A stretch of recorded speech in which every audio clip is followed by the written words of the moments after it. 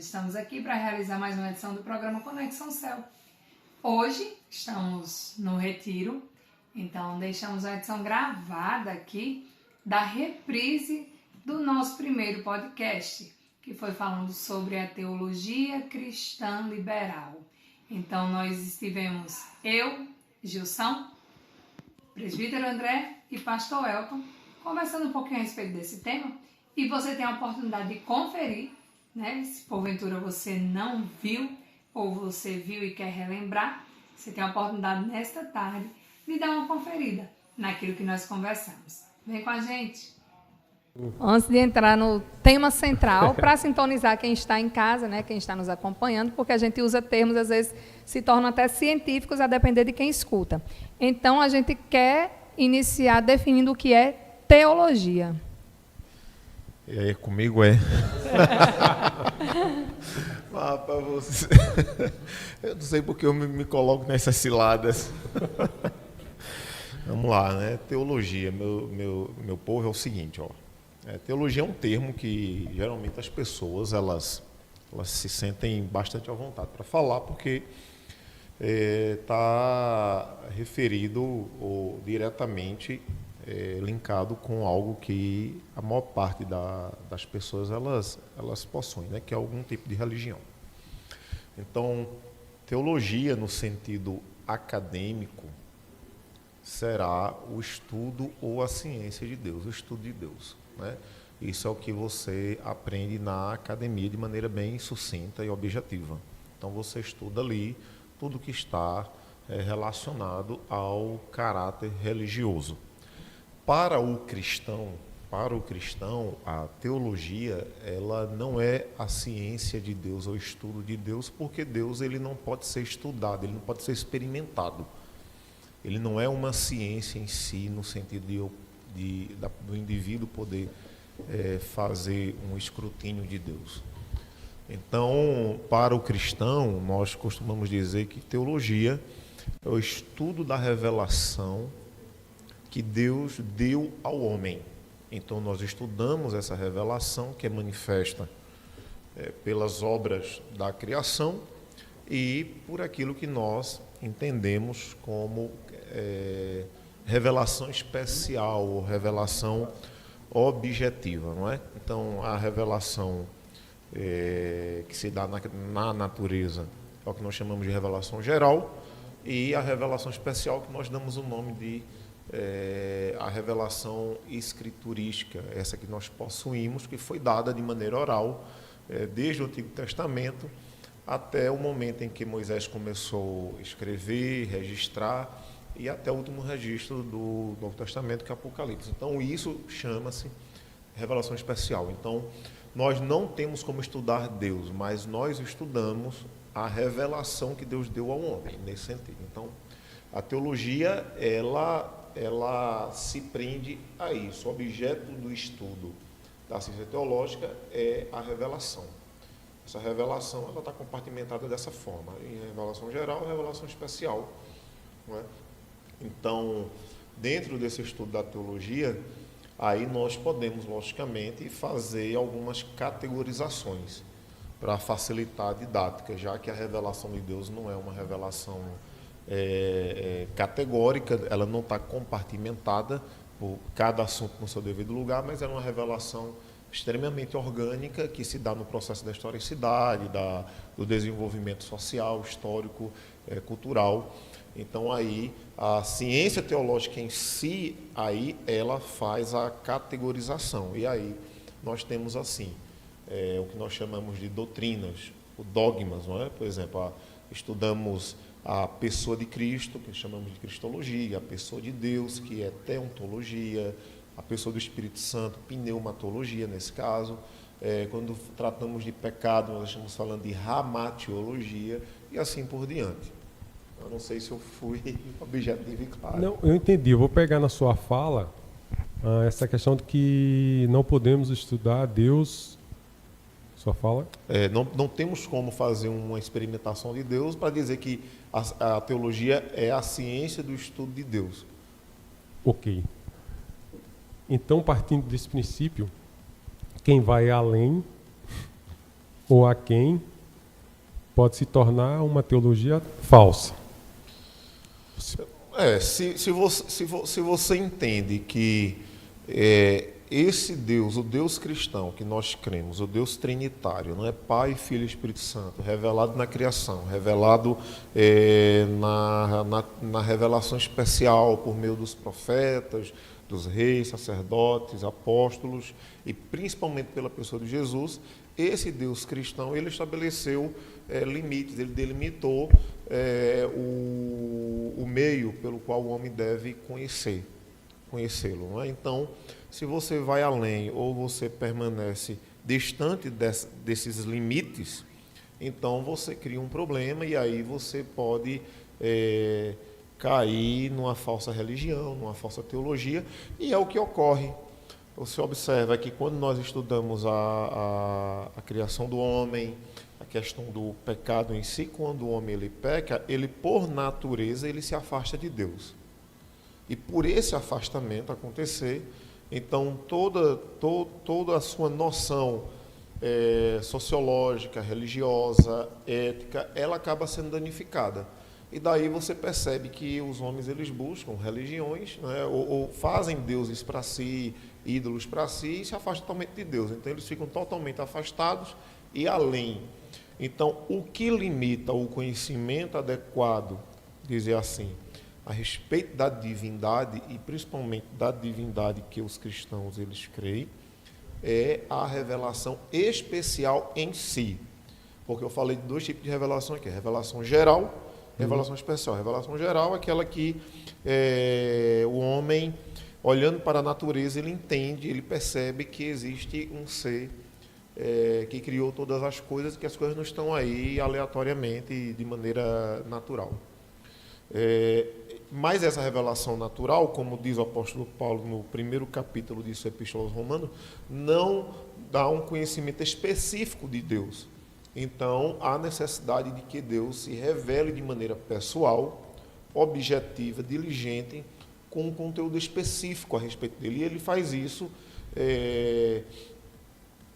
através desses homens, não é, ou dos eventos registrados logicamente, naquilo que nós chamamos de Escritura Sagrada, que é o pressuposto da fé cristã histórica, conservadora. A gente falou em definição de teologia, a gente identificou alguns pontos falsos. Na prática, teologia verdadeira, teologia falsa. Termos simples. Na prática, a teologia verdadeira é uma teologia que ela brota do pressuposto da Escritura, da Bíblia. A pressuposição, ou melhor dizendo, a fé cristã, ela tem que ser pressuposicional. Isso é fato. O que eu quero dizer com isso? Quero dizer que o pressuposto para que haja o cristianismo é o que está registrado escrituristicamente, escriturístico, não é? E trata da revelação de Deus ao homem, desde Adão até o último momento, ali onde João ele recebe a revelação do Apocalipse. Então, a teologia verdadeira ela deve brotar dessa pressuposição de que a Bíblia é a palavra de Deus e que, como palavra de Deus, ela nos dá a norma de fé, de vida e de prática.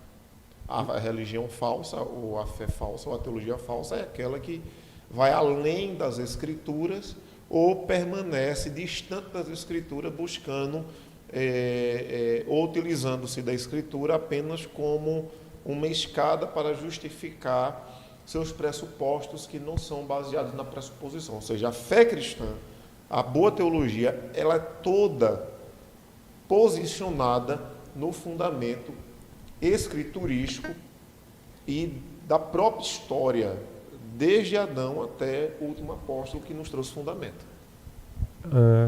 Então, nós estávamos conversando aqui, antes do programa começar, sobre a questão de a Bíblia ou a palavra de Deus, ou está contida a palavra de Deus? E aí, você quer me ajudar? Rapaz, eu tô aqui Vamos só lá. aprendendo, rapaz. Conversa, começar. Não, essa questão de conceito é interessante. O reverendo Elton falou de duas coisas muito importantes, que é a revelação geral e a revelação especial. Normalmente a falsa teologia ela vai atacar essa revelação especial. E se a gente for para a prática mesmo, né? Deus ele deseja se revelar. Ele faz isso no Éden, com Adão, quando ele coloca os seus mandatos lá para Adão e Eva, para cultivar o jardim, para cuidar da terra, mostra a vontade dele para aquele casal de não comer do fruto.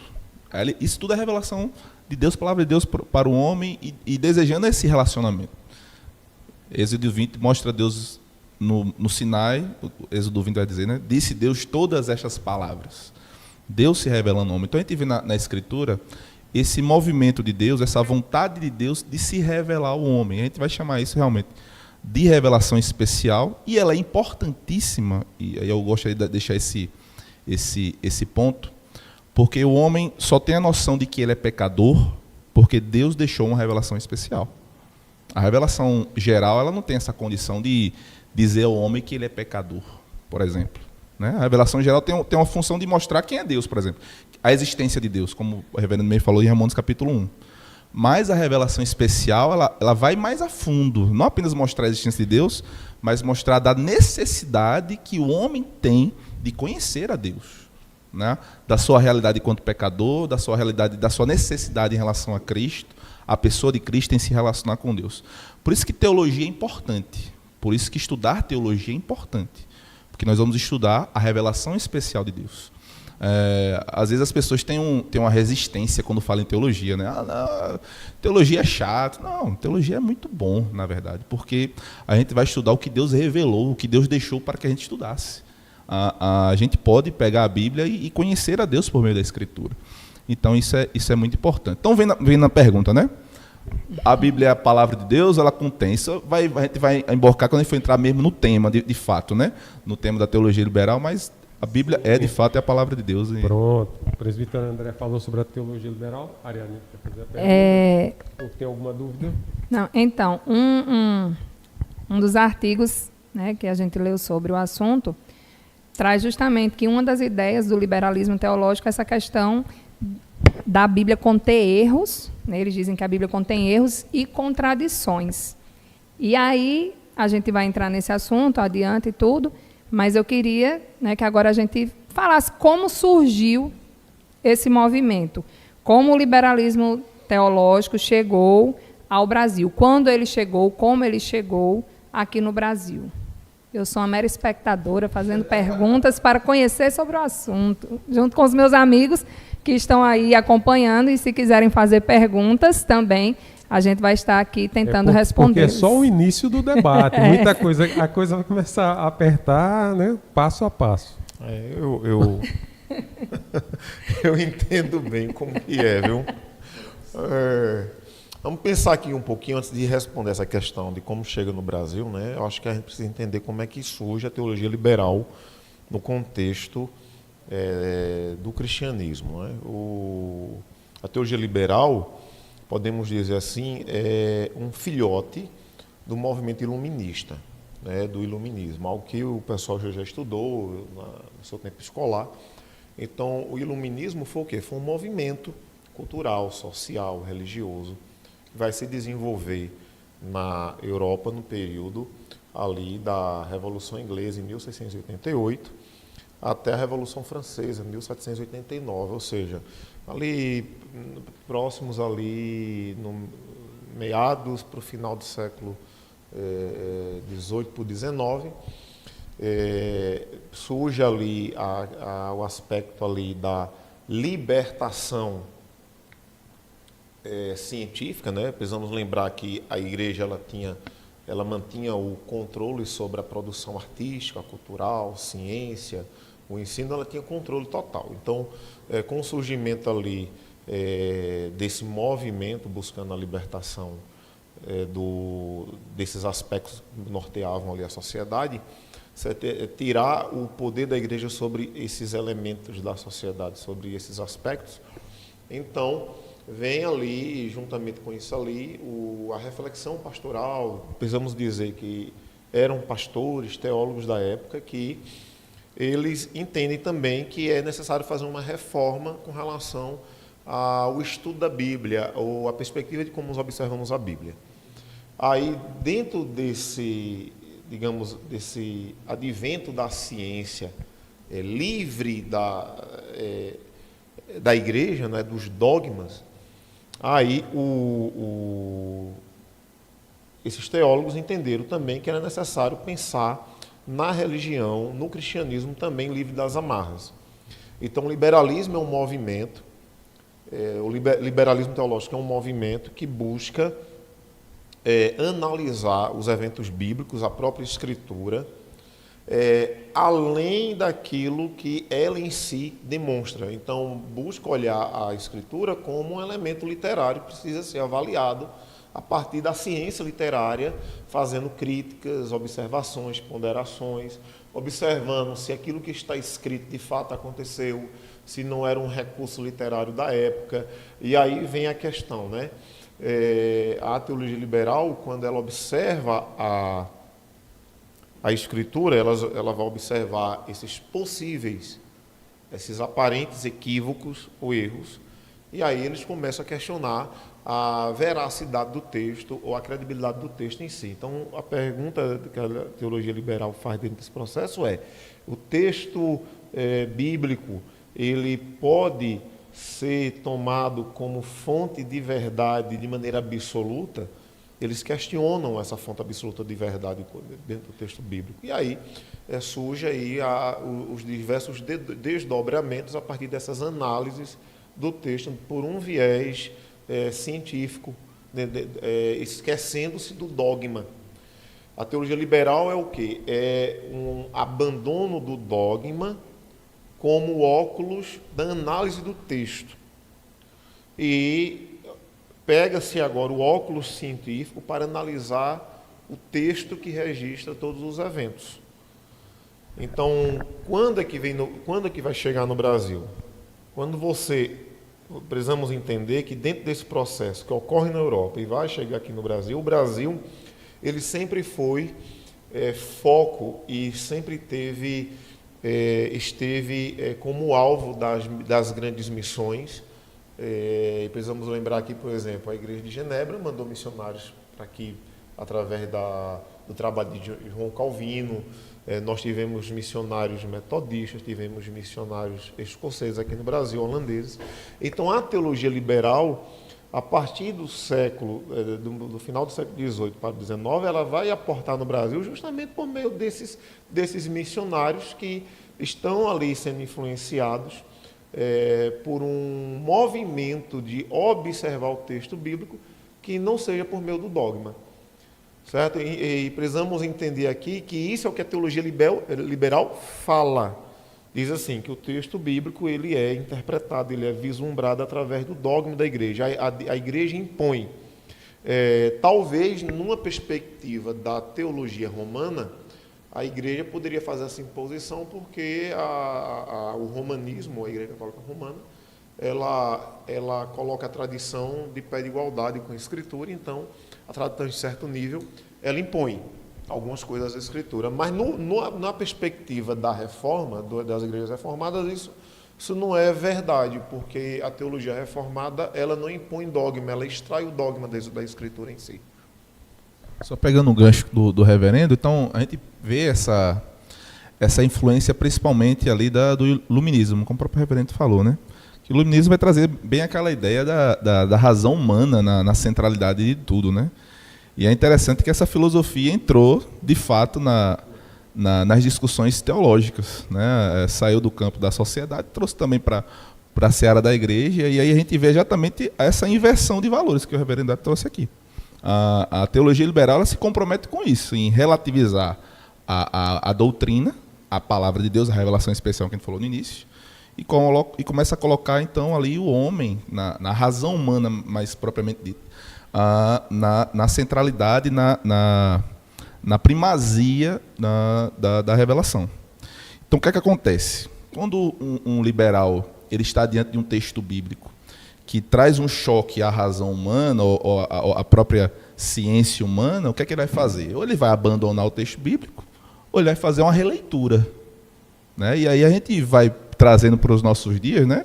A gente vê isso claramente. Ou as pessoas veem um texto, se esse texto me fere enquanto homem, o que é que eu vou fazer? Ou eu vou abandonar esse texto, vou dizer que esse texto não vale, ou eu vou fazer uma releitura. Então, a prática, por isso que a teologia liberal, ela é muito perigosa, a gente vai chegar nisso ainda, mas o compromisso dela não é com a doutrina, ela não tem compromisso com doutrina, ela tem compromisso em satisfazer o desejo da razão humana, o desejo da vontade humana. Então se a gente for pegar e ver o próprio conceito que vocês colocaram, né?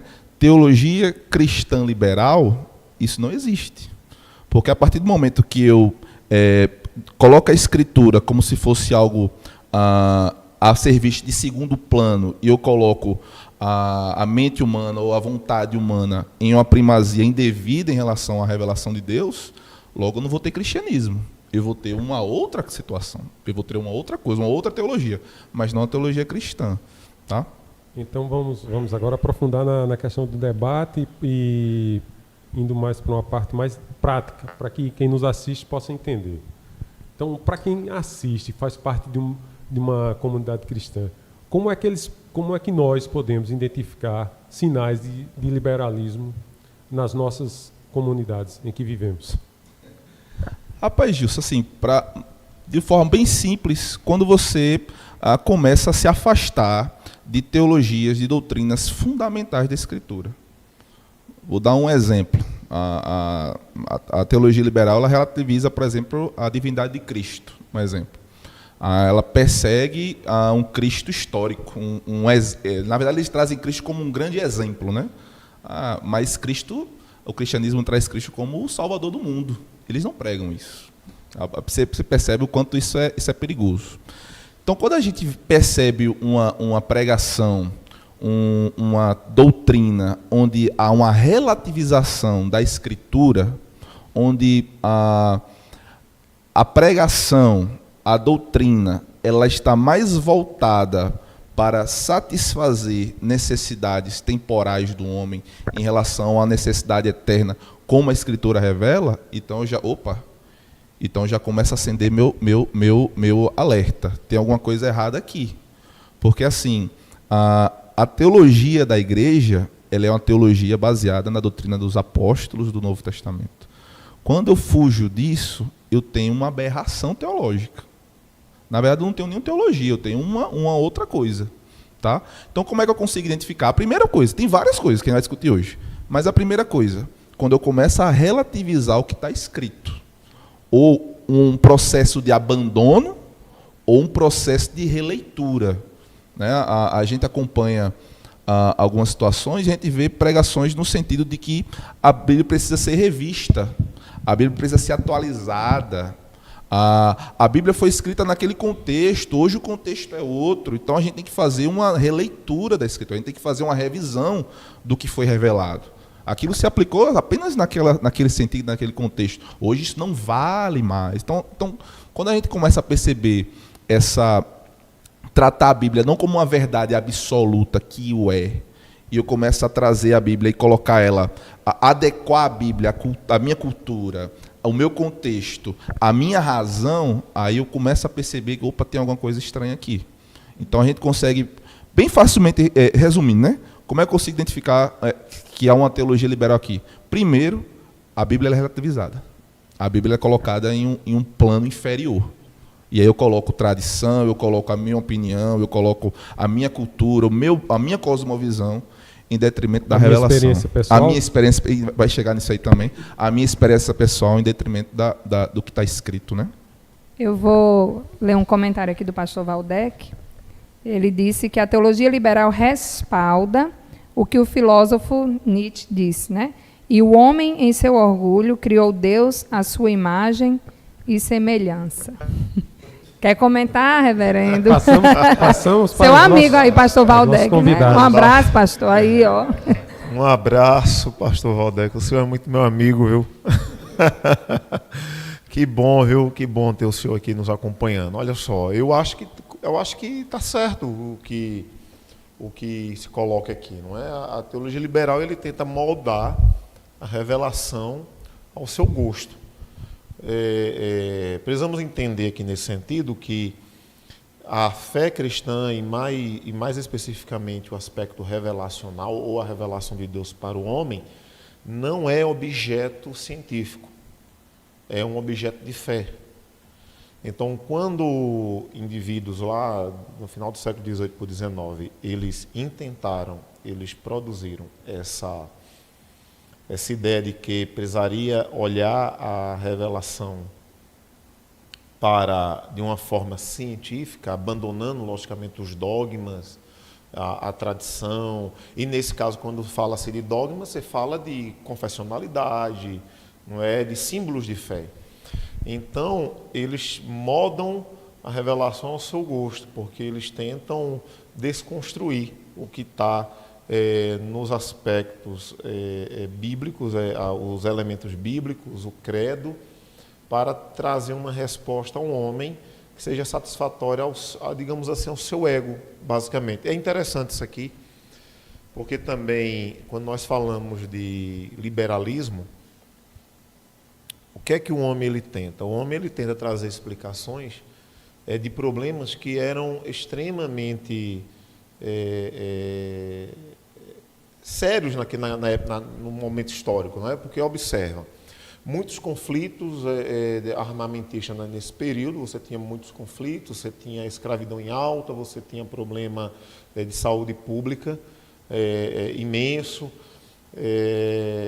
Então, a igreja olha para aquilo ali na sua época e diz assim, não é possível que Deus esteja vendo isso e não haja uma resposta. Por quê? Porque quando a igreja ou esses indivíduos que pensam a respeito de teologia olha para a Bíblia, olha um Deus interventor na história, produzindo sinais, maravilhas.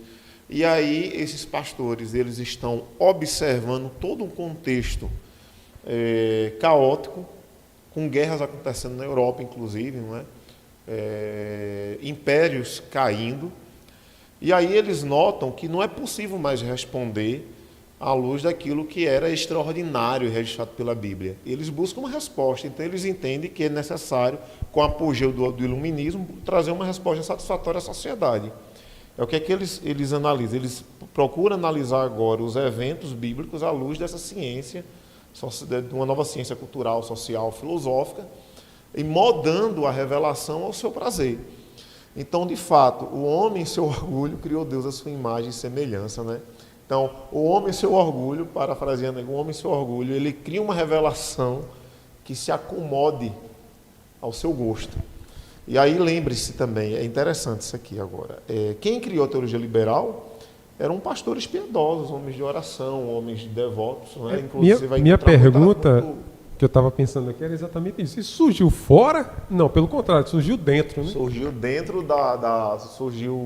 dentro de igrejas, e grande parte desses pensadores aqui da teologia, eles eram pastores piedosos de oração, devotos, né? Participantes da igreja, piedosos mesmo assim. Tem pastores aqui da teologia liberal que eles abandonam toda uma vida privada, bem-sucedida economicamente, e vai servir pessoas em situações de risco, né? No Gabão, em outras regiões diversas do planeta, como médico, como com assistência.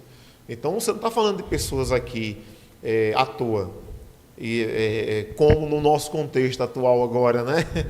Porque aqui você tem homens que possuem um certo nível de compromisso. E aí, dentro daquele contexto histórico, eu até compreendo de certo nível,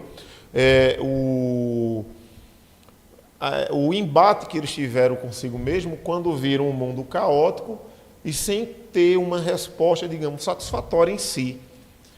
E aí eles tentam buscar, por meio de uma razão, as explicações, observando o texto bíblico, criticando o texto, observando essas nuances.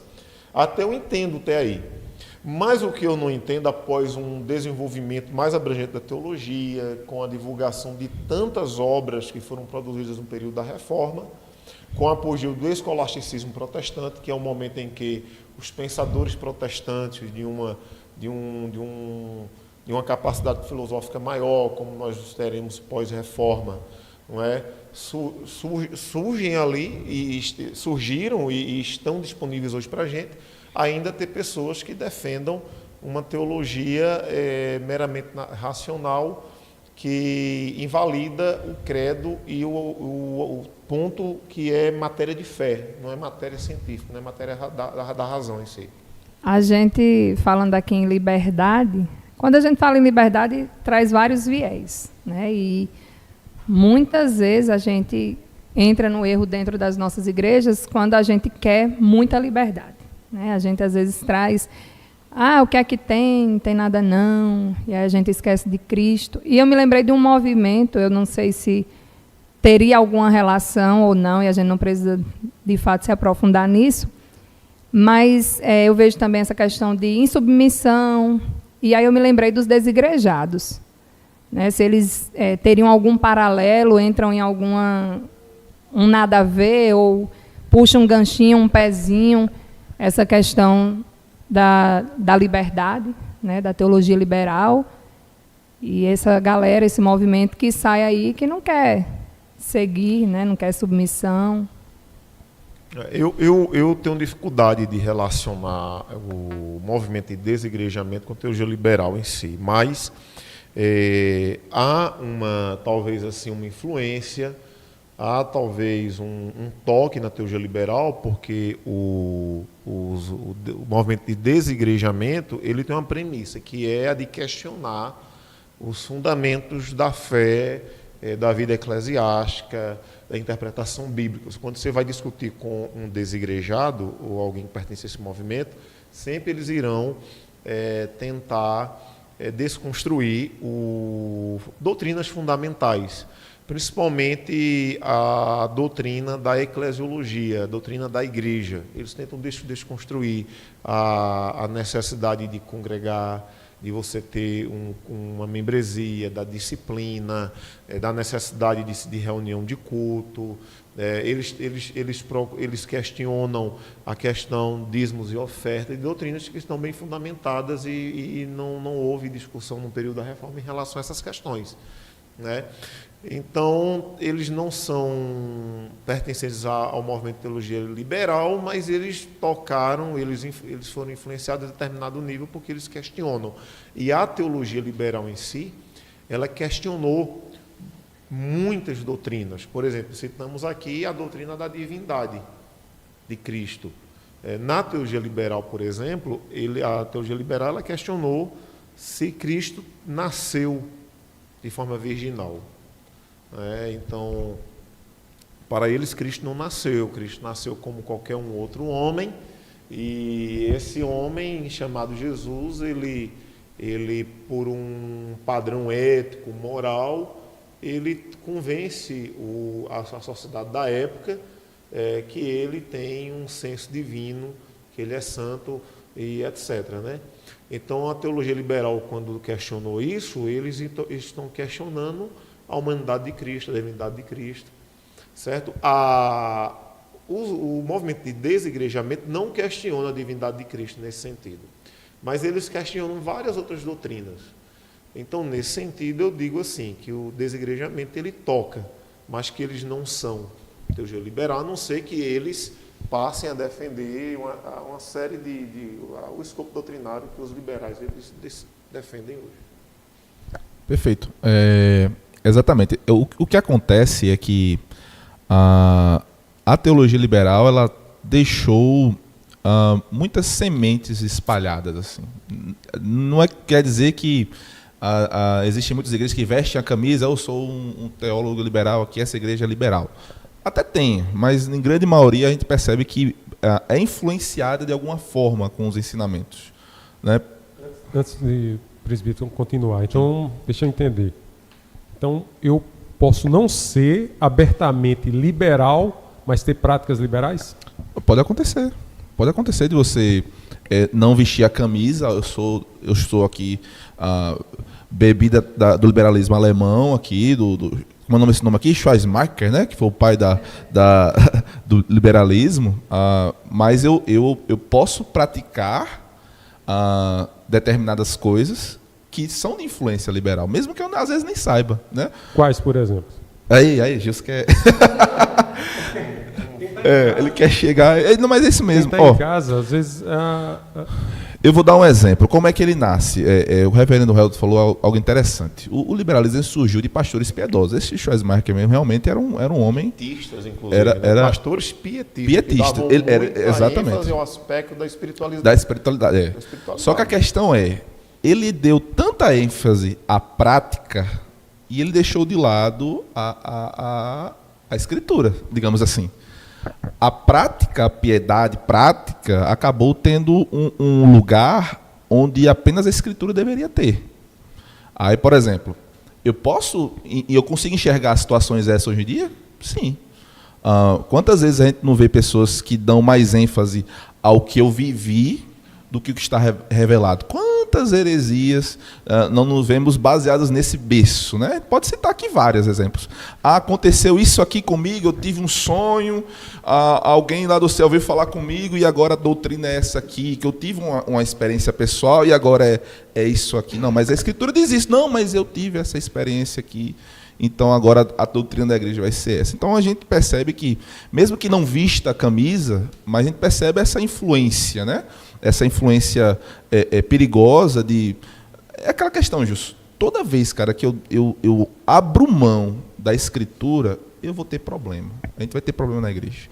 Toda vez que a igreja desvia 1 milímetro que seja, 1 centímetro que seja da realidade da escritura, em detrimento de qualquer verdade, porque nós como somos cristãos, e principalmente cristãos reformados, a escritura é o nosso manual de fé e prática. É a partir dela, não é de outras coisas.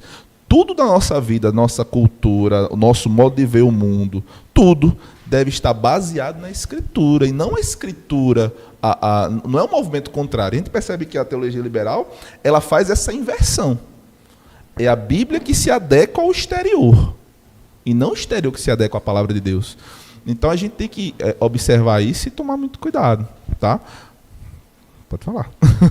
Se quiser, pode concluir. Tem comentário aqui do senhor, seu pai, meu sogro. Sim, pode falar, seu meu pai. Interessante, Mário Custódio, né? Interessante teologia conservadora e teologia atual. Ambas erram nas suas humanidades, mas nunca se esqueçam que Deus continua se revelando ao homem na sua época e a igreja é sua porta-voz por meio dos seus teólogos e mestres. Documentos escritos e defendidos pela igreja atual não têm relevância e podem ser considerados revelação de Deus? Bem interessante, né? Meu pai é terrível, né? Bem interessante. Ainda bem que é teu pai, viu?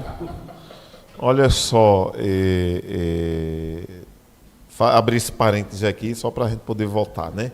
Olha só, documentos escritos defendidos pela igreja atual, eles possuem sua relevância desde quando não contradigam, não contradizem, né? Não tragam uma contradição em relação à escritura. Então, isso serve não apenas para documentos atuais, mas para documentos históricos.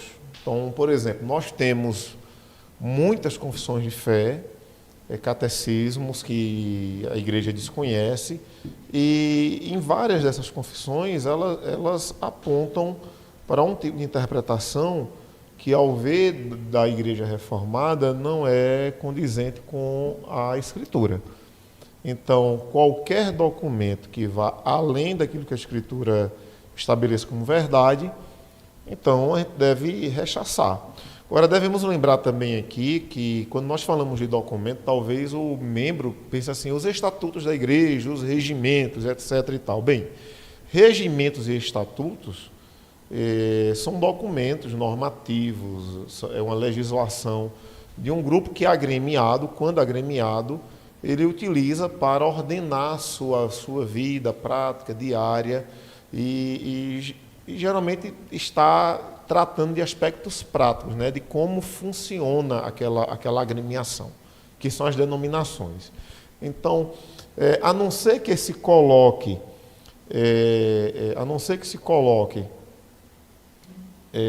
qualquer regra nesse sentido acima daquilo que é escritura, aí você rechaça, né? A igreja tem que estar sensível ao que a Escritura diz. Se você coloca qualquer regra humana acima do que a Escritura ordenou, aí a igreja precisa repensar sobre sua prática para que não vá contra o que é vontade de Deus, né? Nesse sentido, eu penso assim, mas documentos históricos ou confissões atuais, elas têm sua relevância se elas estiverem alinhadas com a Bíblia. Inclusive, muitas delas são feitas para trazer segurança teológica à igreja, né? Quantos documentos, por exemplo, os credos, por exemplo, né? E muitos deles foram feitos para combater teologias defendidas pela teologia liberal. Por exemplo, a cristologia mesmo, os credos de Niceia, enfim, tantos outros credos que foram feitos logo nos primeiros séculos. A gente vê que foi para atingir, por exemplo, heresias contra a divindade de Cristo, um exemplo, né? Então são documentos importantes, né? Os credos, as confissões de fé, claro que o documento primordial é a palavra de Deus, é a Bíblia. E todos os outros que vêm, elas vêm baseados na Escritura, né? Essa questão do perigo da teologia liberal, a questão da teologia liberal, ela pode adentrar seminários, professores, existe esse perigo e que esses possam disseminar? Porque eu acredito que muitos também que nos assistem possam estar fazendo seminário, possam ter a vontade de entrar no seminário. Então eles precisam ter esse conhecimento, essa percepção quando entrar e conseguir identificar. Mas minha pergunta é, existem seminários que adotam a prática liberal? Sim, tem seminários que adotam a teologia liberal e pode também a teologia liberal penetrar em seminários que têm uma confessionalidade, uma segurança doutrinária com naturalidade, porque nós temos como ter um seminário, ele pode ter confissão, ele pode ter uma tradição, ele pode ter um programa, mas ele tem o professor. E aí nós não sabemos como é que o professor ele ordena seus estudos, suas leituras, as suas premissas, né? Uma coisa é o que você fala em um momento de conversa descontraída, outra coisa é o que você expõe em suas aulas. Sem falar que há uma dificuldade muito grande, principalmente aqui no Brasil, com relação ao estudo da teologia. Como você tem uma miscelânea de linhas teológicas, não é? E o liberalismo é um método de estudo teológico que ele se mescla com muita facilidade a vários outros movimentos, então você pode, de repente, estar defendendo uma teologia liberal sem perceber ou sem saber, com facilidade. Mas há, sim, seminários de linha liberal. Eu não conheço aqui no Brasil, ainda no sentido propriamente dito, né? Mas na Europa tinha, né, pelo menos nos Estados Unidos, na África do Sul também possui, grande parte dos grandes escritores dogmáticos, não é, como Karl Barth, era de uma teologia, vinha de uma tradição liberal, né, da neo-ortodoxia, Emil Brunner, Rudolf Bultmann, Paul Tillich, não é? Eles são teólogos liberais, por exemplo, não é? E eles deixaram uma obra ampla, grandes produções. E o aluno do seminário, se ele não tiver uma devida orientação, um tutor, ele pode beber com muita facilidade, por exemplo, de Paul Tillich, se inflamar com essa teologia e entender que aquilo é o correto. É um exemplo. Eu mesmo, no período de seminário, eu li a teologia sistemática de Paul Tillich, né, e achei o máximo porque eu não tinha orientação na época, por exemplo. Cheguei a ler. E depois de muito trabalho, de muitas outras leituras, eu entendi que Paul Tillich não era a melhor fonte para aquele momento, né? Tem que ser pensado em uma outra linha. Então, é possível e com certeza vai acontecer, né? Ainda mais no mundo que é virtual hoje, o indivíduo ele tem acesso a todas essas informações com um clique. E nem sempre a pessoa está aparatada com a peneira para dizer assim, isso aqui precisa ser lido, estudado como algo que pode ser aplicado na minha vida, e isso aqui deve ser lida apenas como um elemento de estudo. Ariadne vai fazer uma pergunta. Já que o pastor falou em literatura, né? O pastor está com um livro aqui, né? Eu gostaria que o pastor mostrasse aqui. Esse livro, com certeza, muitos que nos assistem, em algum momento, Ariadne, por favor, em algum momento leu. Em seus passos, o que faria Jesus? É do filme que Gilson assistiu? Não, do filme. Gilson assistiu e se emocionou ainda. Encheu os olhos de lágrimas. É exatamente. Indicação, Gilson? E para deixar mais empolgado, de um congregacional, né? De um congregacional ainda. Charles M. Sheldon. Indicação, Gilson? Não, pastor. Eu gostaria que o pastor falasse sobre. Em seus passos. Fiquei assustado. O que faria Jesus, né? Ficou assustado. Nome bonito do Charles Sheldon, né? Ele foi um pastor congregacional, né? Congregacional quase não pariu heresia, quase não pariu gente herética. Só algumas poucas igrejas heréticas, né? Os congregacionais pariram. Mas o seguinte, em seus passos, o que faria Jesus? É um livro conhecido, mas muitas pessoas fazem a leitura desse livro e não entendem ainda, né? E comem isso aqui e seguem, inclusive, a ideia do autor. Mas aqui você tem um autor liberal. Isso aqui, esse livro aqui, está dentro do escopo do que nós chamamos de teologia social. Teologia social. Aonde ele tira o aspecto, ele extrai o aspecto espiritual, como é que diz, invalida toda a doutrina da queda, do pecado, e aí ele diz assim, um homem pode seguir os passos de Jesus, ele será bonzinho, ou seja, a teologia liberal, no frigir dos assuntos, ela defende uma salvação por obras ao final de tudo. Eu fiquei surpresa agora, nunca li o livro, mas cresci ouvindo falar sobre como exemplo. Ainda bem que a Ariadne me salvou aqui, você cresceu ouvindo, foi? Cresci ouvindo como exemplo. Mas o pior é que tem pastores, né, amigos nossos, companheiros da fé, que indicam esse livro para as suas ovelhas, né? Mas desconhecem a origem disso. Tem um livro aqui também que eu trouxe. Então eu volto, não é indicação. Não é indicação, não é indicação para a membresia da igreja, a não ser que a pessoa queira estudar. Estude, entenda o que é teologia liberal, entenda que pode ser uma leitura que você pode extrair, quem sabe, algumas coisas valiosas, mas é um livro que defende um tipo de teologia que, para a perspectiva do conservadorismo, da teologia conservadora e histórica, ela é nociva. Agora pense, esse livro ele defende o que nós chamamos de teologia do evangelho social. Então, se você quiser aprender um pouquinho sobre teologia liberal, você pode adquirir essa obra, Teologias Contemporâneas, de Miller e de Stanley Grenz, né, da editora Vida Nova. É um livro que não é tão barato, está em torno de uns R$60 essa obra, 70, mas é uma obra para quem quer iniciar seus estudos na teologia liberal, né? Então, assim, sobre a teologia liberal. Então, o que é que ele diz aqui? Que é uma teologia dentro do escopo dos assuntos. Eles defendem um evangelho social.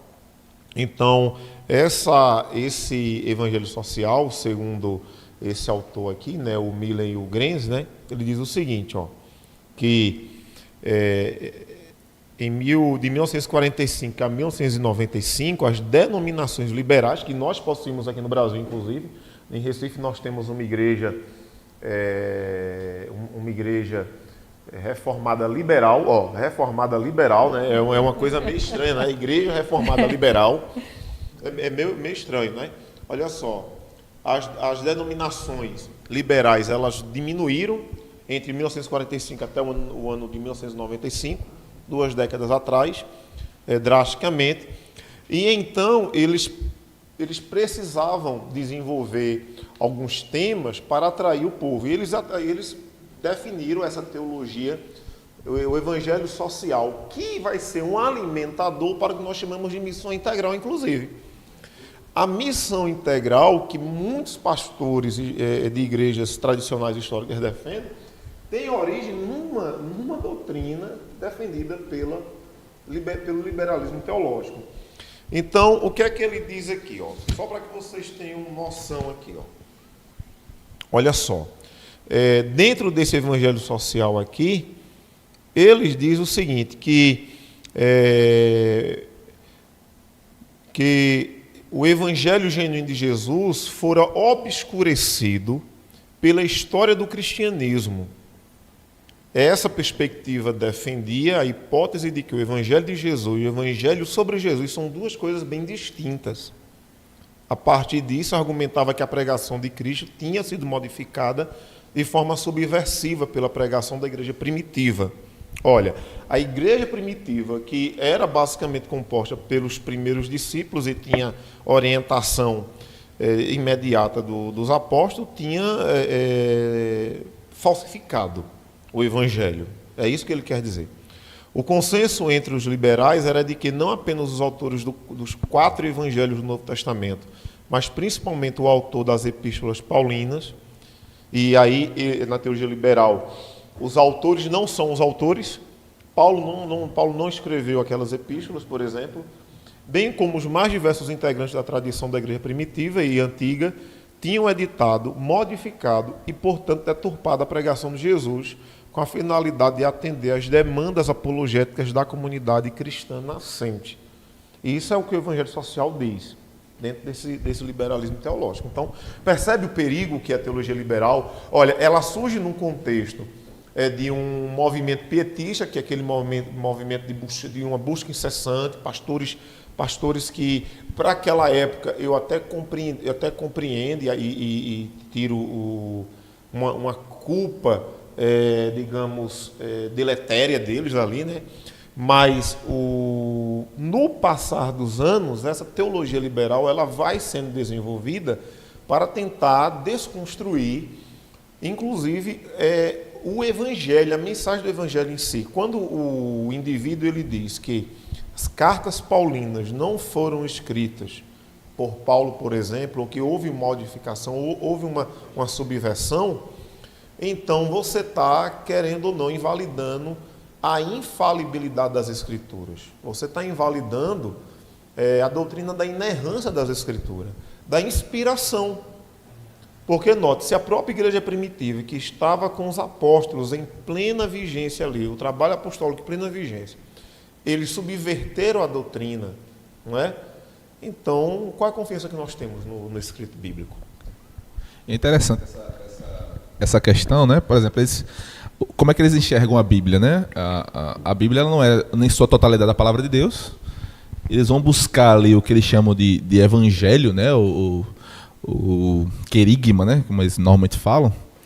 E para eles o que isso importa é esse evangelho que eles encontram ali na Escritura, e o restante eles deixam para lá, né? É meio complicado isso. Não sei se vocês já viram. Vocês já viram aquela Bíblia que nas palavras de Jesus estão pintadas em vermelho? Como se apenas as palavras de Jesus que fossem importantes, em detrimento de toda a outra totalidade da Escritura. Eles falam que todo o restante, Jesus seria o tudo, e o restante seria apenas palha, né? Seria palha. O importante é pegar os grãos de milho ali que estariam contidos no Evangelho. Então a gente tem que tomar cuidado com isso aí. Pode falar? Diga aí. O importante é o amor, como dizem aí, de que maneira esse amor é compreendido, né? Porque quando a gente fala em amor, a gente não fala só no estar e aceitar tudo. Amor, existe correção. E aí eu vou lhe direcionar uma pergunta aqui de uma ovelha dele, mas eu vou direcionar para você. Nós já iniciamos aqui falando, né, dos conceitos, inclusive falamos como diferenciar essas teologias, né? A verdadeira da liberal, da falsa. E aí Emily nos pergunta como é que a gente identifica, né, como é que a gente diferencia nas nossas igrejas, se elas são igrejas sérias ou liberais. Como diferenciar essas igrejas? Diferenciar uma igreja séria de uma igreja liberal. Boa pergunta. O que seria uma igreja séria, né? Interessante essa pergunta. Uma igreja séria era uma igreja que prega o evangelho de forma genuína. Obrigado, Emily. Como é que pode ver? Marcas de uma verdadeira igreja, digamos assim, né? Prega o evangelho de forma genuína, de forma escriturística, bíblica, apostólica, né? Ela administra corretamente os sacramentos, batismo e santa ceia. A gente vê isso de forma bem clara nas ordenanças que o nosso Cristo deixou para a igreja. Uma igreja sadia, uma igreja correta, ela administra corretamente a disciplina eclesiástica. Olha que tema interessante, né? Uma igreja séria, ela trata pecado. Foi Douglas, viu? Foi Douglas? Ele está dizendo aqui. Foi Douglas tá usando da perguntou? esposa e está dizendo. Uma igreja séria, ela... Quer falar, reverendo? Fala aí. Só podia, né, varão? Só podia ser o senhor mesmo, né? Então, uma igreja séria, ela trata pecado. Como é que a teologia liberal fala do tema pecado? Ela não trata do tema pecado como a Bíblia aponta, por exemplo. Ela relativiza também. O pecado é uma mera imperfeição. Ele não é aquela ideia grave que a Escritura tem a nos trazer. Então, uma igreja séria, ela traz esses temas, né? Pregação genuína do Evangelho, a administração correta dos sacramentos, batismo e santa ceia, a aplicação da disciplina eclesiástica quando for necessário, ao membro para a saúde do membro. E a igreja liberal é exatamente tudo que a gente já discutiu aqui, né? Relativizar Cristo, Deus. A igreja liberal não está preocupada com dogma. Ela não está preocupada com doutrina. A preocupação dela não é essa.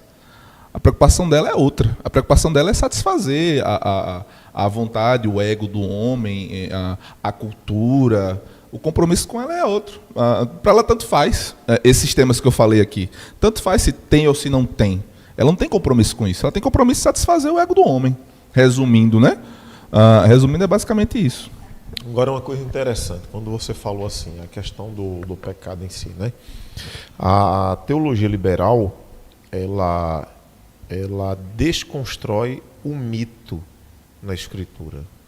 Quando você ouve a palavra mito, você pensa geralmente em mito como sendo um elemento assim do imaginário, de uma criação meramente fictício, de uma história extremamente antiga, não é? E etc. e tal. E quando você olha para a Escritura, você diz assim, não, na Bíblia não existe mito. Só que aí é que está, existe um mito na Bíblia. A Bíblia ela é um livro preenchido de mitos. O mito não está relacionado necessariamente a algo que não é verídico, algo que não é tangível na história.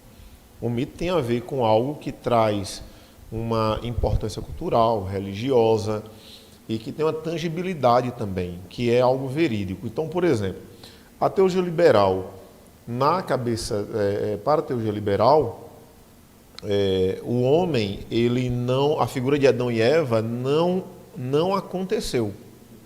Literalmente não há essa figura. O homem, Adão como homem e Eva como mulher, Eva, não é? Para eles ali, digamos que era uma forma do autor bíblico trazer a ideia de que havia um homem, a humanidade estava representada nesse homem, que essa humanidade decidiu cair, decidiu entrar num caminho de uma vida antiética, com padrão moral baixo, etc. Então, se eles desconstruíram a figura de Adão e Eva, então logo a figura da queda também é desconstruída, a figura, o assunto pecado também é desconstruído. Então, o pecado, esse assunto, é um assunto mítico. Por quê? Porque o pecado fala de quê? Fala de um indivíduo que caiu em desgraça e que agora toda a humanidade está no mesmo caminho. Então, a figura, esse assunto pecado é um assunto vencido na teologia liberal em si. E não é somente isso. Quando você vai para Cristo, eles ensinam que Jesus ele não nasceu de uma... Ele não é divino, não nasceu do nascimento original, não ressuscitou, que ele não caminhou sobre as águas, que a multiplicação dos pães e peixes não aconteceram, que os milagres não aconteceram, que não houve abertura do Mar Vermelho, que não houve o fumegado do Monte Sinai, que Deus não falou com Moisés, e etc. Porque eles invalidam. Schiller Yamacher, né, que é o teólogo liberal alemão mais conhecido, quando ele vai tratar sobre essa questão da revelação, por exemplo, ele vai dizer que a revelação ela não se dá de maneira objetiva. como nós entendemos que Deus se revela pessoalmente. Para a Sheila e a Masha, a revelação ela é um grau de sensibilidade que um determinado grupo tem, um indivíduo tem, ele observando os eventos da história, da natureza, a sua sensibilidade aflorada vai perceber que existe o divino, que Deus está conduzindo, e aí ele diz que a revelação se dá por meio disso. Ele invalida o aspecto da objetividade da revelação, de que Deus falou com Moisés pessoalmente, objetivamente. Então eles vão desconstruindo vários aspectos daquilo que a teologia conservadora nos trouxe. É que eles são bem empíricos, né? É aquela ideia da você pode provar empiricamente o que aconteceu? Então não, então a gente rejeita isso aqui. Pronto, é o racionalismo, né? Quero pegar 2 pontos aqui. Eu vi uma pregação do pastor Hernandes Dias Lopes que é interessante essa informação. Ele disse que muitas ou grande parte das igrejas reformadas da América do Norte e da Europa, muitas estão mortas. São templos enormes, com pouquíssimas pessoas, e ele é bem taxativo. Ele diz que o liberalismo entrou nas igrejas e simplesmente acabou com essa questão. Para quem nos assiste, para aquele jovem que é cristão, participa na sua comunidade, ele vai e se depara no meio acadêmico, e há uma desconstrução, como o pastor Elton aqui falou. Como é que ele pode manter a sua fé viva, uma fé sã, diante de tudo isso? Pega nesse gancho disso que você falou, infelizmente, você vê até onde vai a teologia liberal. Nós vemos igrejas historicamente reformadas, por exemplo, nos Estados Unidos, né? Onde a sua liderança ela é composta por uma pessoa transexual, por homossexuais. Então, assim,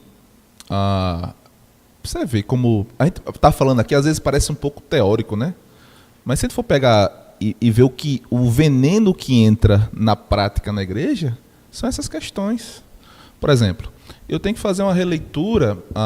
Teve um pastor batista brasileiro que ele certa vez disse que nós não podemos usar 3 ou 4 versículos bíblicos para condenar o homossexualismo. E não temos que fazer o que eu falei antes, né? Ou a gente abandona ou fazemos uma releitura. Precisamos fazer uma releitura sobre o pecado da homossexualidade. Por quê? Porque o contexto hoje é outro. Precisamos atualizar a Bíblia, precisamos fazer uma atualização nesse quesito aqui. Então a gente percebe que quando a gente pega essa teologia complicada e vamos para a prática, ela acaba destruindo. E o que acontece na Europa é realmente isso. A Europa era conhecida por ser eminentemente cristã. Hoje é muito pelo contrário. Ela é pós-cristã, não é mais cristã. E a gente vê isso claramente aí, o que está acontecendo ali, ao ponto de ter necessidade de ter um reevangelismo ali. Naquela idade, né? Pegando o gancho aí da questão das universidades, isso é importante, isso traz um alerta até para nós que somos pastor Elton aqui, eu sou presbítero, a gente que tem esse dever de doutrinar a igreja, de proteger, preparar jovens para estar num ambiente como esse. Eu sou formado em Direito em uma faculdade pública, que a doutrinação, em um viés até marxista, foi muito pesada, muito pesada. E se eu não tivesse ali bem, com minha teologia na minha mente bem firmada, e se eu não estivesse em uma igreja que me deu essa cama, esse suporte, como é que estaria a minha mente? Quantos jovens hoje não são realmente influenciados pelo liberalismo e por outros movimentos também anticristãos, justamente porque não tem esse preparo teológico, ou às vezes nem conhece, não sabe, não sei o que isso quer dizer, não sei se isso é bom, se é ruim, quando vê já está no meio e acaba acontecendo coisas de consequências drásticas, né, saindo da igreja. Então é interessante isso, e que o jovem se prepare, mas aí eu puxa aqui uma responsabilidade aqui para a gente, da necessidade de nós observarmos com mais carinho e falar mais disso para o jovem, para a igreja. Olha, gente, isso aqui, se você seguir por essa linha, no final vai acontecer isso. Ah, presidente, mas isso não é um exagero? Não. Eu dei um exemplo aqui de uma igreja, não vou dizer o nome, mas é uma igreja histórica que está no norte-americano, de história reformada, que hoje aceita o casamento homossexual. E bebeu do liberalismo, bebeu da teologia liberal. Então, assim, olha o veneno que entra nisso aí. Às vezes parece coisa boba, coisa sutil, parece uma coisa assim, não, isso aqui não vai dar em nada não. Mas se a gente for deixando e for dando as mãos e tem nada não, colocando a mão na cabeça, o fim é a queda. Entende? A gente falou um pouquinho disso aqui atrás, mas para não deixar, né, muito distante, Daniel, seminarista, também, né, entrou aqui. Tem certeza, viu? Na visão dos irmãos, a adesão de confissões reformadas históricas são uma boa alternativa para estabelecer um corpo doutrinário seguro e se defender assim de teologias ruins como o liberalismo. Eu acredito que a gente falou das declarações de fé, né, e tudo, e ele traz essa pergunta aqui. Eu acredito que as igrejas que possuam confissões adotadas, não é? Elas estão melhores protegidas de ventos de doutrinas de todo tipo. Porque os inimigos da ortodoxia não é meramente o liberalismo teológico, que se camufla de muitas formas nos ensinos que é oferecida à igreja. Mas tem aí também várias outras correntes, não é? A teologia da prosperidade, que não é o caso, a teologia coach, né? Então, eu acho que a confessionalidade, documentos normativos com relação à doutrina é importante nesse sentido, protege, cria limites, cria uma parede. Porque, olha só, qual a importância de uma confissão? Pelo menos é o que eu geralmente faço, né? Quando eu vou pregar, desenvolver um sermão, após eu terminar o sermão, ou durante a preparação do sermão, eu estou sempre em contato com a reflexão confessional, para perceber, entender, verificar se aquilo que eu estou expondo não está se distanciando da confissão ou do credo cristão. Então, nesse sentido, a confissão é muito importante. Inclusive, ontem eu estava conversando com um aluno do seminário, estava lá no gabinete, a gente falando sobre pregação expositiva, analisando os textos, e aí eu dizia a ele o seguinte: todo expositor bíblico ele tem que ter uma leitura intensa das Escrituras e também da teologia sistemática. Teologia sistemática é aquele ramo que estuda as categorias teológicas, não é? Pecado, doutrina de Deus, doutrina do Pai, do Filho, etc. Então, sempre diz assim, tem que ter um estudo, uma leitura anual desse conteúdo. Por quê? Porque ele trabalha com teologia, com categorização na igreja. Toda vez que eu vou fazer uma exposição, a minha pregação ela está, em algum nível, categorizada dentro de um título, dentro de um aspecto do estudo teológico. E para a gente delimitar bem a mensagem, a gente tem que ter esse contato diário e sempre visitar, revisitar esses assuntos. Então, Daniel, eu acho que é necessário, sim, e eu acho que as igrejas que não possuem uma confissão, elas possuem aí uma parede frágil, pode ser derrubada. Porque, olha só, Ariadne, o que é que vai atestar que a minha pregação não está contrário à sã doutrina? Por exemplo, que eu posso chegar na igreja que não tem uma confessionalidade, abrir o texto, ler o texto, interpretar o texto a meu bel prazer, e aí vem a pergunta: o que é que atesta para aquela igreja que a minha doutrina, aquilo que eu estou pregando, está alinhado com o ensino ortodoxo, da ortodoxia, o ensino puro, verdadeiro?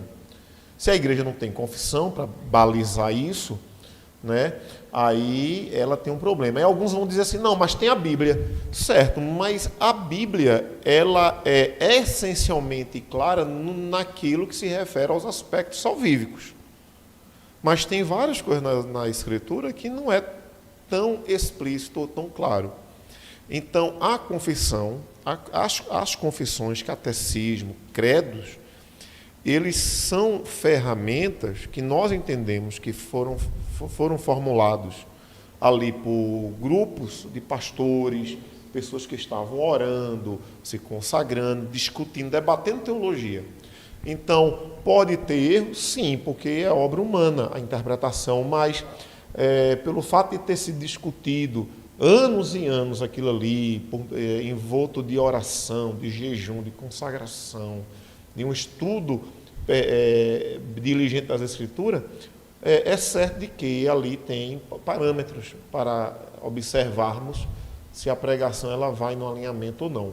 Inclusive, quando você pega, por exemplo, o livro 9 Marcas da Igreja Saudável, né, que é Mark Dever, quando ele fala das 9 marcas, pelo menos 3 elas são oriundas das confissões de fé. Pregação, e diga-se de passagem, quando ele fala de pregação, ele fala de pregação expositiva em si, disciplina eclesiástica e ministração correta dos sacramentos, batismo e ceia. Observe. Aí vem outras marcas que estão inerentemente dentro das confissões, mas não é tão objetivamente claro, não é? Nesse sentido.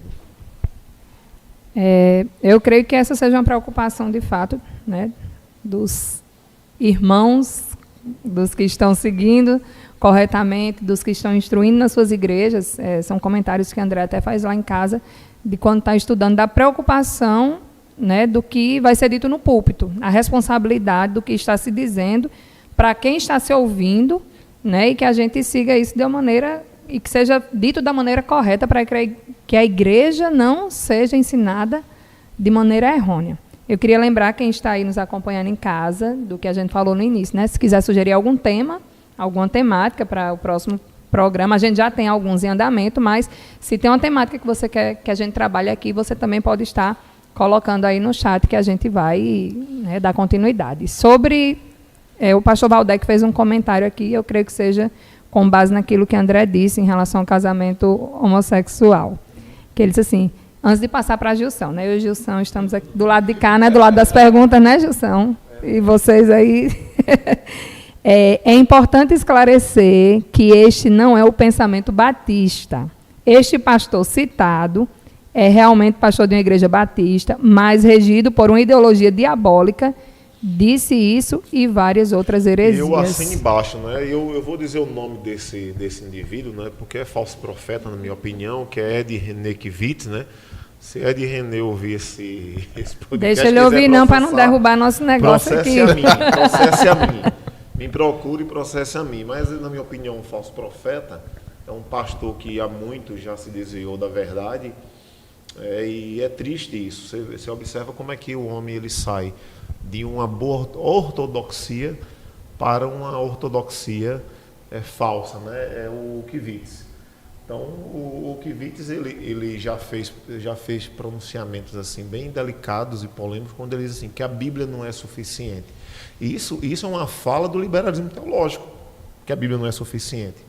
Quando ele diz que a Bíblia precisa ser feita uma releitura, é uma fala do liberalismo teológico, porque é isso que o liberalismo teológico ele traz. Quando o liberalismo surge, ele surge dizendo assim, precisamos abandonar os dogmas, a tradição, a historicidade para observar a Bíblia como um recurso literário que está à mercê de um escrutínio científico. E precisamos fazer uma releitura do texto. E aí, nessa releitura do texto, o que é que esse pessoal diz? Eu fiz até umas notas aqui para, quem sabe, vocês aí também alimentarem as perguntas ainda mais, né? Por exemplo, eles invalidam o sobrenatural invadindo a história. Porque, por exemplo, toda vez que a Bíblia registra que houve uma intervenção divina, o sobrenatural invadindo a história humana. E a maior das histórias, o maior sobrenatural, o maior ato de invasão da história humana pelo sobrenatural, que é pelo divino, foi a doutrina da encarnação do Verbo. Então eles invalidam essa invasão, eles dizem que a história se desenrola numa relação natural de causa e efeitos, não há uma intervenção de Deus. Então, por exemplo, quando se fala ali sobre o sol parou, né, em Josué, o sol parou, ou foi só um momento de um determinado dia onde houve um equinócio, etc. e tal, né? Eles dizem que o nascimento de Jesus não foi virginal, que Jesus ele não ressuscitou, que a ressurreição de Cristo foi meramente no aspecto da ideia, da ética, da moral. Eles vão dizer que Adão e Eva, milagres, ressurreição, não são verídicos, pertencem somente ao escopo literário para a história da salvação. Eles dizem que os milagres são invencionices, né, piedosas do povo judeu, que Jesus não caminhou sobre as águas. Inclusive tem um livro que eu não aconselho a leitura, mas vou falar o nome do livro, que é Em Busca do Jesus Histórico, de um dos principais liberais, né, que é o Schweitzer, né? E, inclusive a capa do livro é justamente Cristo caminhando sobre as águas. Ali é uma sátira, né? Ele não concorda com aquilo. Ele coloca de maneira bem intencional para desconstruir a ideia dos milagres, né? Eles irão dizer que a Bíblia se torna a palavra ou contém, e aí precisa fazer justiça. Os liberais, até Calbart, antes de Calbart para trás, eles diziam que a Bíblia se tornava a palavra de Deus. O escrito histórico bíblico não era a palavra de Deus, mas poderia se tornar a palavra de Deus a partir do aspecto da sensibilidade, do valor espiritual que aquela história pudesse trazer para o indivíduo ou grupo, não é? E a partir de Calbart ele vai diferenciar, porque Calbart ele vai dizer assim, que a Bíblia contém, ela não se torna, mas dentro do registro escriturístico, contém partes que é palavra de Deus. E o próprio Barth, se eu não estiver enganado, ele dizia que a principal revelação, que a Bíblia ela em si ela não era a revelação de Deus, mas Cristo era a revelação de Deus em si. Então, nesse sentido, a Bíblia contém, e a verdadeira revelação de Deus é a pessoa de Cristo, se dá na pessoa de Cristo. Eles dizem que a interpretação bíblica ela não pode ser feita a partir da análise histórica, gramatical, que é o método que os reformadores usavam, né, quando considera a Bíblia como meio de sua própria interpretação, mas aí eles passam a usar um método da autocrítica. O que é autocrítica? Autocrítica é o método de interpretação em que você passa a avaliar a forma. Então, quando eles vão interpretar a Bíblia ou analisar um texto, eles percebem que a Bíblia ela não pode ser interpretada pela Bíblia, ela tem que ser pesada por aspectos do método literário. Então, por exemplo, eles desconsideram que Moisés é o autor do Pentateuco.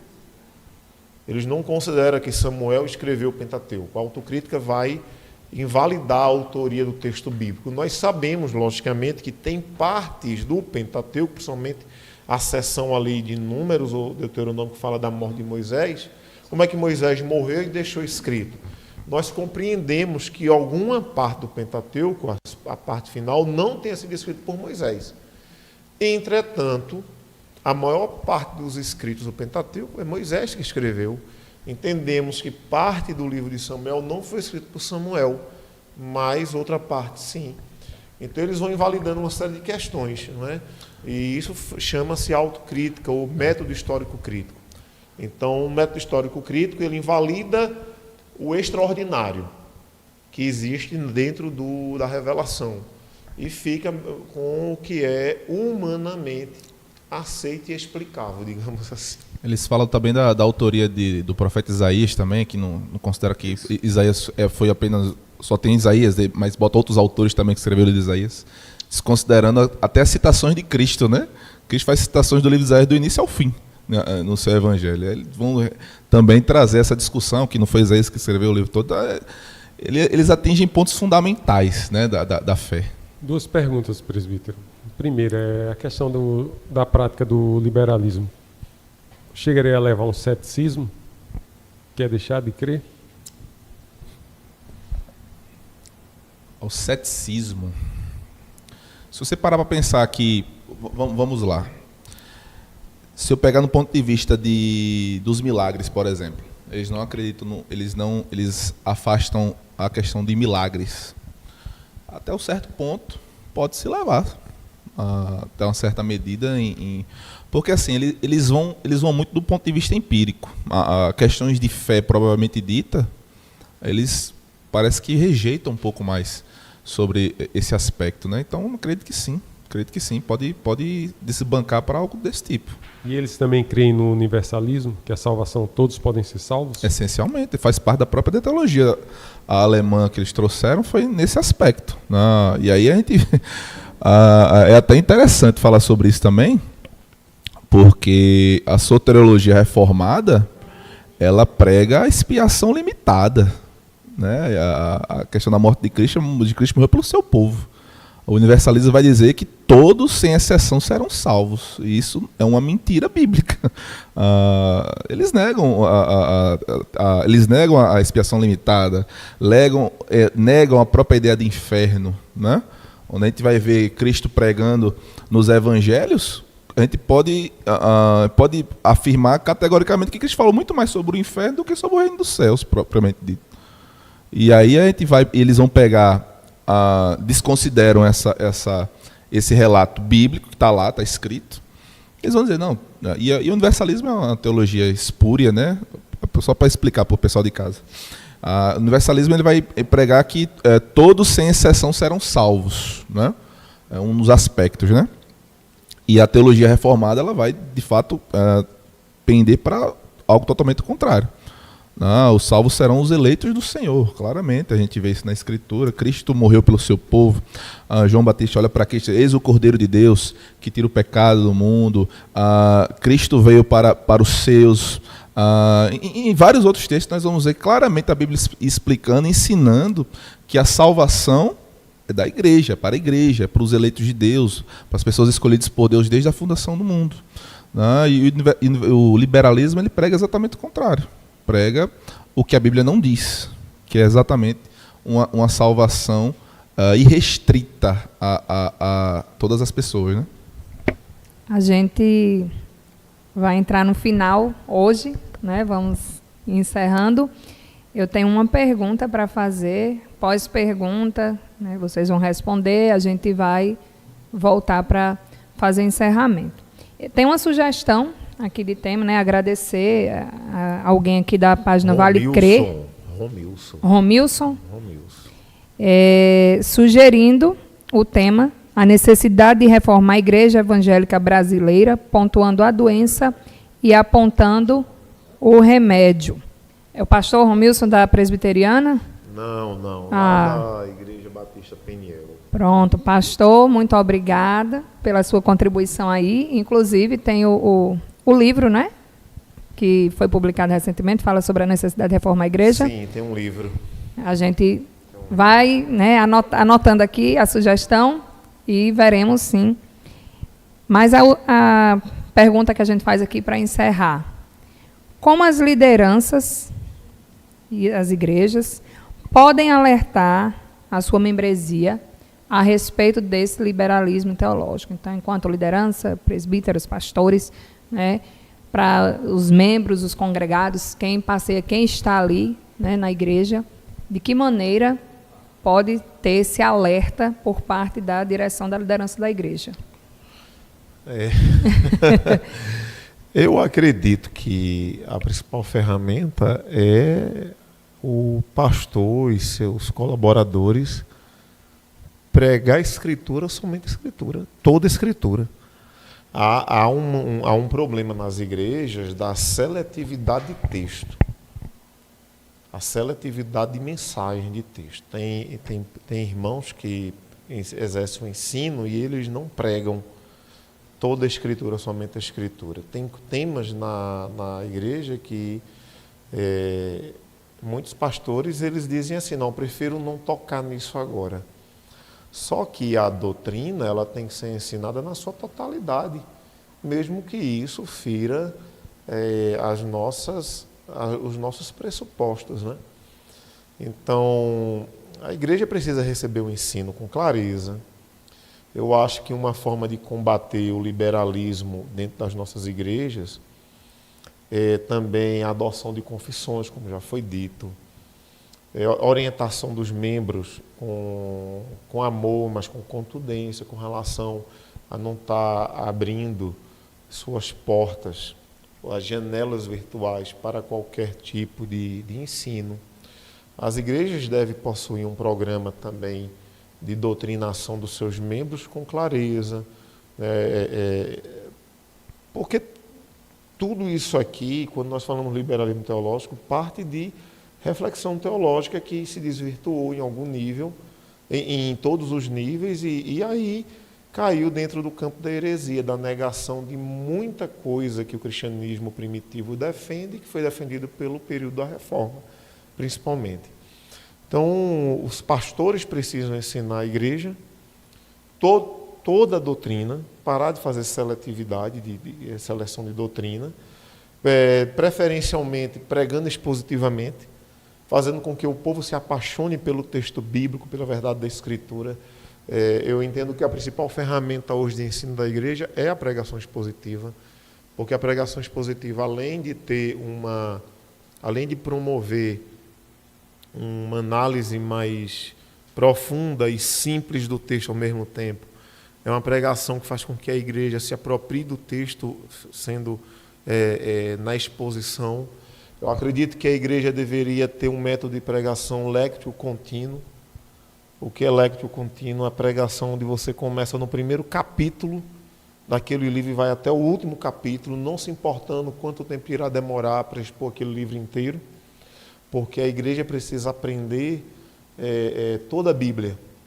E eu acho que quando a igreja compartimenta as pregações, você prega num livro hoje, no outro acolá, num texto hoje, no outro acolá, a igreja deixa de ter um escopo amplo da Escritura. Eu acho que os pastores eles precisam pensar nisso. E, logicamente, que eu vou dizer aqui que tem muitos de nossos irmãos pastores, colegas, que têm suas dificuldades porque também não passaram por uma formação teológica, digamos, tão adequada quanto poderia ter passado, mas que precisam estar abertos à atualização teológica, precisam voltar para as salas, precisam fazer pós-graduação, precisam fazer curso de formação, e se não tem apropriação do método de pregação expositiva, precisa aprender, porque a igreja demanda esse tipo de pregação hoje. Uma igreja que quer ter saúde doutrinária, espiritual, ela demanda pregação expositiva. Olha só, meus irmãos, eu não tenho nada contra a pregação temática, apesar de ter minhas ressalvas. Mas a pregação temática não alimenta tanto quanto a pregação expositiva. Eu gostaria que o pastor só dissesse de forma didática, para quem nos assiste, a questão expositiva e temática. Existe a alegórica, né? A pregação textual. Textual. Vamos lá. A pregação expositiva é uma pregação que não impõe tema ao texto. Ela extrai o assunto, o tema do texto que está sendo lido na igreja para a sua abordagem. Então, é uma pregação que ela é fiel, quando é aplicado o método correto, ao assunto daquilo que nós chamamos perícope. O que é uma perícope? É uma seção do texto bíblico. A pregação expositiva ela não expõe apenas um versículo, ela expõe uma seção do texto. Essa seção pode ser um capítulo inteiro, pode ser metade de um capítulo, e o que vai definir, o texto que será exposto ali será aonde começa aquele assunto e onde ele termina. Mesmo que esse assunto comece num capítulo e penetre no próximo capítulo bíblico, no próximo capítulo daquele livro. Então, você lendo aquele texto intensamente, repetidas vezes, você vai ali observar qual é o assunto, o tema daquele texto. E dali você extrai os assuntos, as divisões, as subdivisões, e você expõe o texto ali, fazendo aplicações para a igreja. Na pregação temática, o pregador geralmente ele vai com o pressuposto do tema. Digamos que ele escolhe o tema assim, o amor de Deus é soberano. E aí, com esse tema, ele vai buscar os textos que se enquadram com esse tema que ele escolheu. O pregador temático ele pode ser fiel ao ensino bíblico em relação ao tema, nesse exemplo em si, por exemplo, né? Ele pode ser fiel. Entretanto, você pode, com muita facilidade na pregação temática, fugir, ou melhor, trazer textos que não embasam, que não trazem luz ao tema que você escolheu, porque você muitas vezes não terá que tirar o texto do contexto, é o que ocorre com muita facilidade dentro do movimento pentecostal e neopentecostal. Por exemplo, no movimento neopentecostal, todo o texto para o movimento neopentecostal dá base para a prosperidade, para a cura, por exemplo. Se eles pegarem o texto, que não tem nada a ver com prosperidade, né? Pega um texto lá, digamos, sobre cura, né? Um milagre, aí eles vão impor ali o tema da prosperidade com muita facilidade. Basta você assistir qualquer pregação de qualquer pregador neopentecostal, é muito fácil isso. A pregação textual é um outro método de pregação que eu considero assim menos problemático, mas geralmente se trabalha apenas um versículo. Você pega um versículo e daquele versículo você extrai ali 2 ou 3 pontos, não é? E ali você faz uma pregação abrangente, etc. e tal. O problema é que da pregação textual e na pregação temática você pode sair do contexto, você pode estar ensinando algo que não é do contexto do texto. Eu vou dar um exemplo disso aqui. Tem um versículo que é muito utilizado em campanhas e em pregações de campanhas em várias igrejas. Por exemplo, aquele versículo de Isaías que fala, uma pessoa, um indivíduo virou para o seu companheiro e disse, tenha bom ânimo, né? E carrega, como o texto que eu não me lembro, um disse ao outro, seu companheiro, algo do tipo, né? Esforça-te e tem bom ânimo, não é? A ideia é essa, eu não me lembro agora do texto em si. Mas muitas igrejas usam esse texto para a campanha, para dizer assim, irmão, tenha bom ânimo, vamos orar, vamos buscar, tal, e os pregadores pregam. Como se aquele texto estivesse falando de algo positivo. É um exemplo disso. Mas o texto em si está falando de idolatria. Então, pregadores textuais ou temáticos podem se utilizar desse texto e tirar do contexto. E aí você não está expondo com fidelidade o texto bíblico.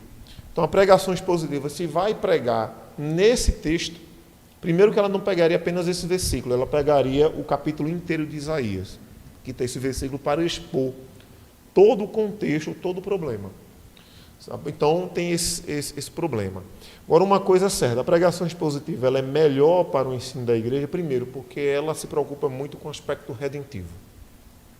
Ela se preocupa com o aspecto redentivo. Ela quando vai fazer a exposição do texto, o pregador expositivo ele se preocupa pelo menos com 3 coisas.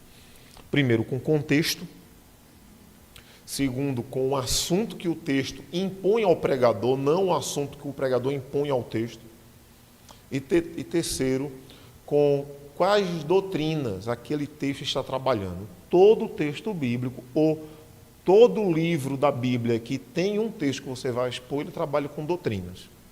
Então, por exemplo, ontem estávamos lá com um aluno no gabinete, nós estávamos trabalhando o livro de Malaquias e discutindo isso. Eu perguntava ao aluno assim, quais são as doutrinas que o livro de Malaquias nos apresenta no seu texto? Aí ele dizia, olha, nos apresenta aqui soberania de Deus, depravação total, eleição, o amor de Deus, paternidade divina, a relação espiritual do povo de Deus com o Senhor, uma série de doutrinas. Aí, quando fomos analisar o texto que ele pretendia pregar, eu disse assim, agora, mas nessa sessão de Malaquias, quais são as doutrinas que estão pertinentes aqui nesse sentido? Aí ele diz, não, aqui tem a soberania e o amor eletivo de Deus.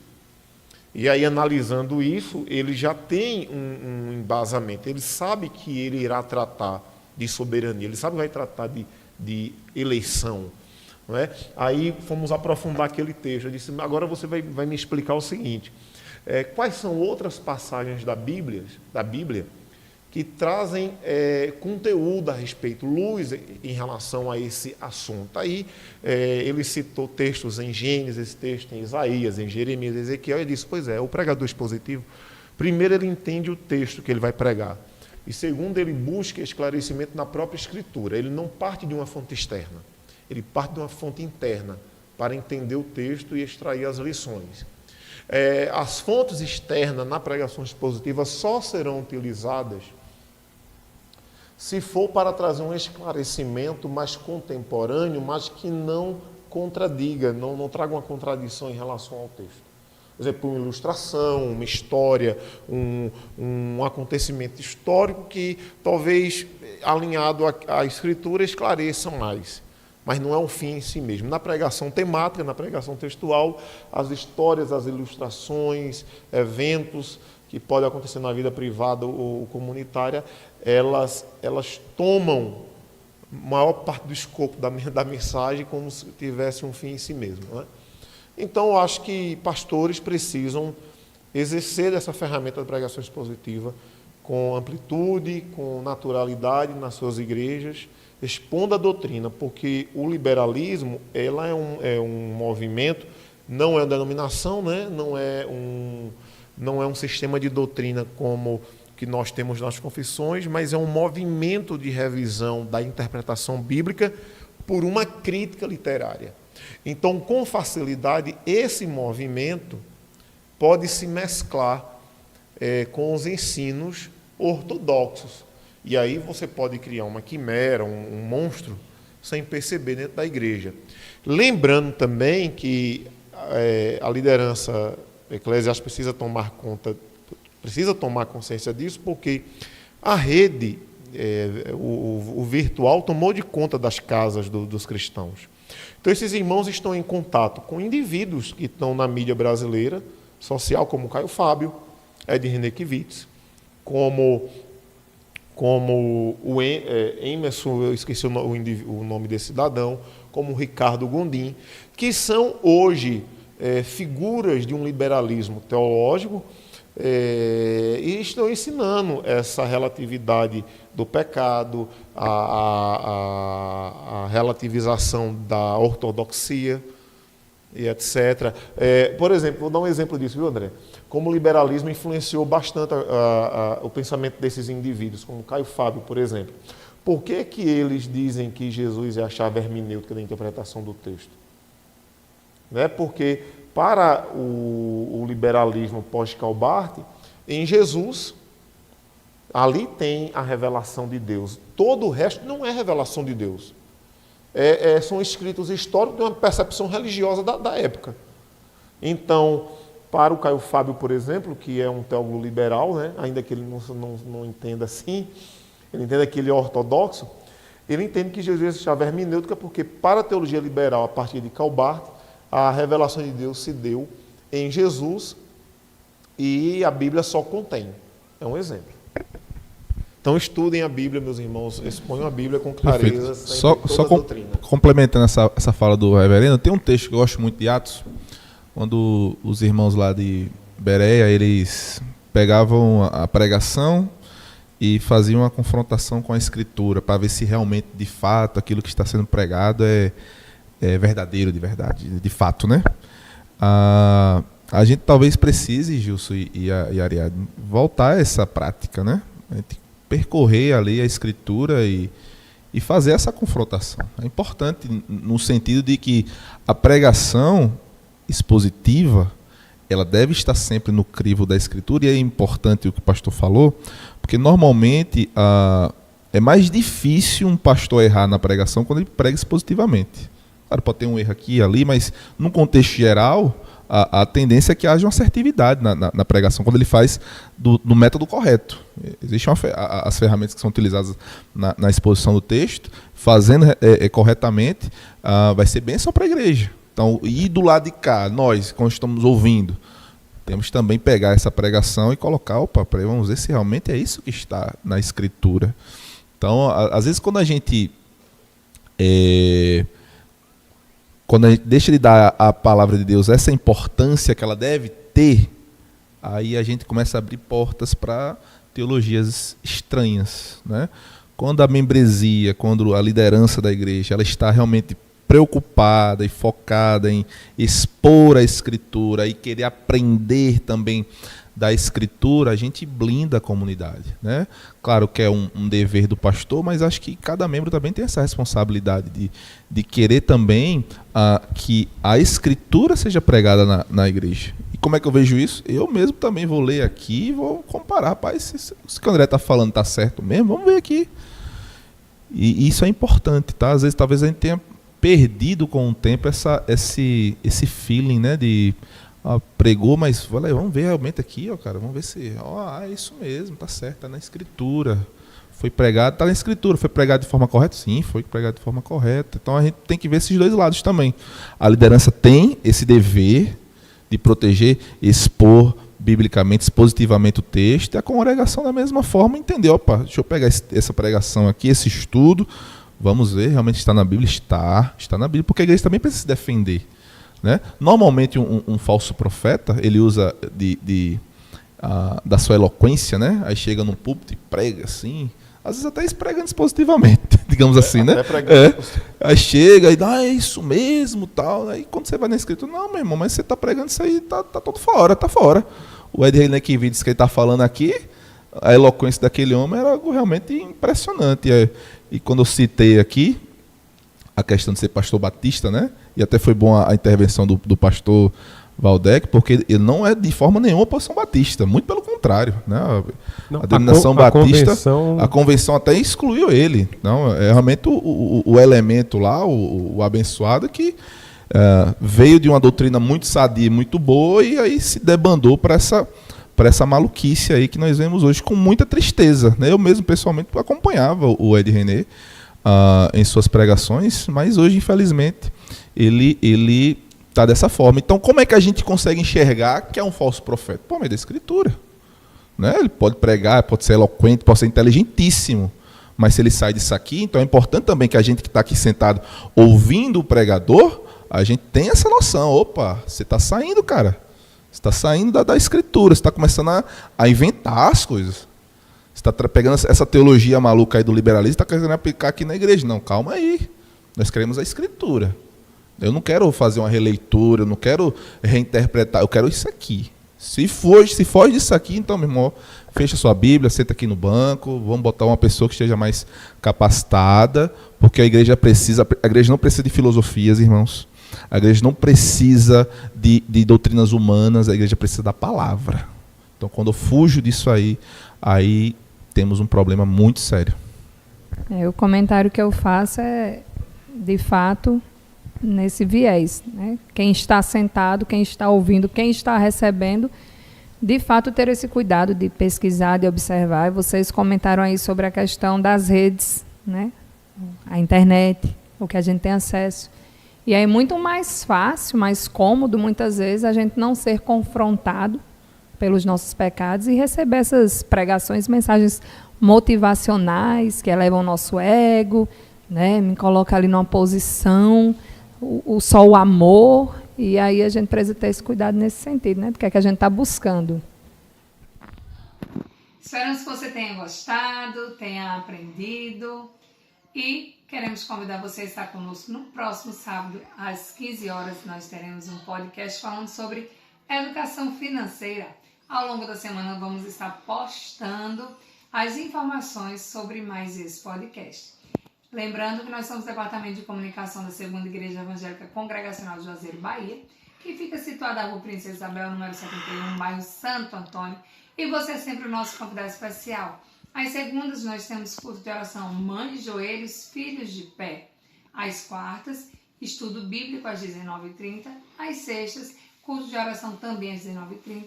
E aos domingos, escola dominical às 9 da manhã e culto de louvor e adoração ao nosso Deus às 18 horas. Esperamos por você. Se você puder vir presencialmente, gostaríamos muito de ter você aqui.